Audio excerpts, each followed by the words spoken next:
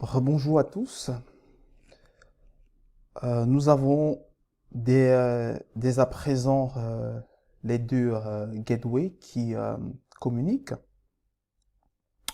Maintenant, il est question de créer une instance Analysis Services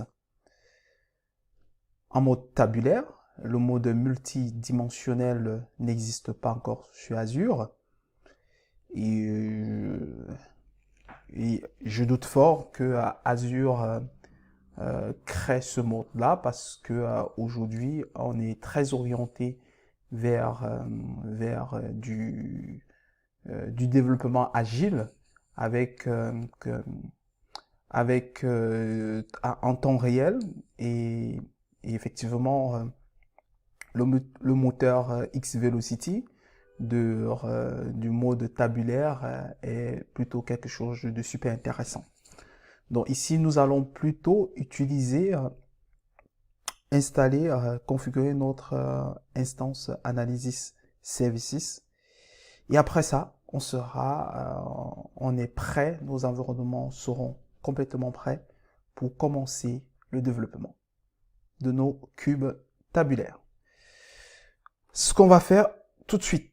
Ici, on se retrouve dans notre espace de travail Azure.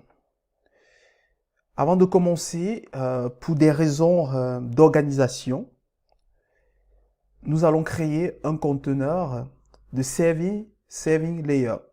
Pourquoi il est important d'organiser votre espace de travail? C'est pour, déjà, ça vous permet de mieux suivre la facturation Microsoft. Et deuxièmement, ça vous permet d'éviter des risques en cas de suppression d'un élément. Donc, lorsque vous voulez supprimer un conteneur, si ce conteneur contient uniquement des data sources, il n'y a pas, c'est plutôt rassurant.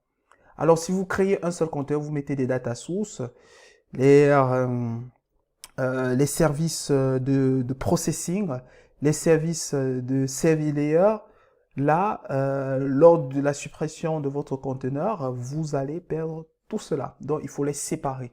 Donc, ici, ce que nous allons faire, nous allons créer un nouveau conteneur, un groupe de ressources.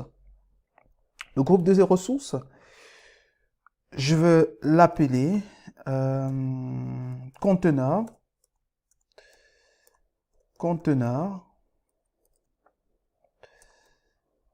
saving de saving layer.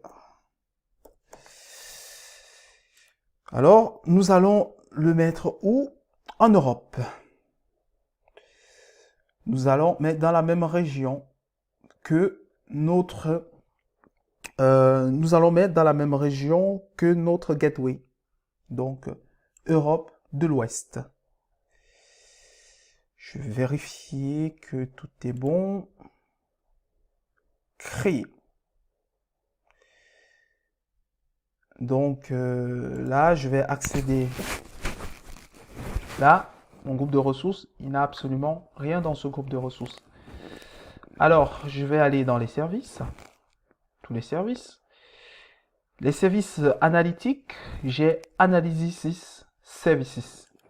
Je vais aller et je vais dire créer une instance Analysis Services. Je vais appeler ça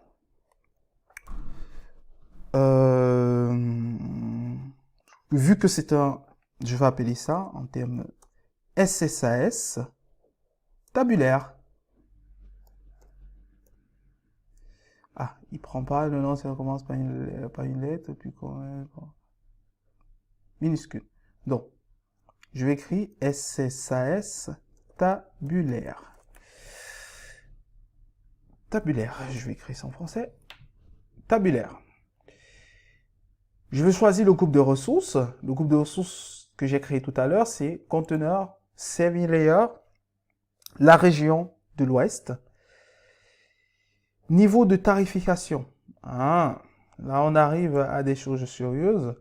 Je vais prendre le niveau de tarification le plus bas.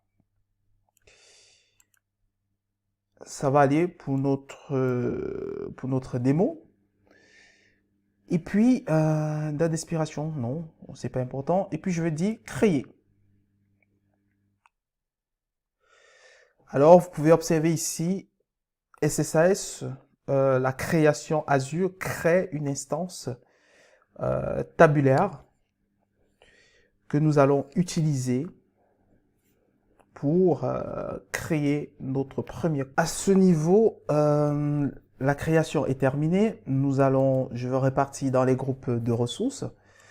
Container Saving Layer. Et vous voyez, j'ai mon instance tabulaire qui est prête à être utilisée avec le nom du serveur pour y accéder.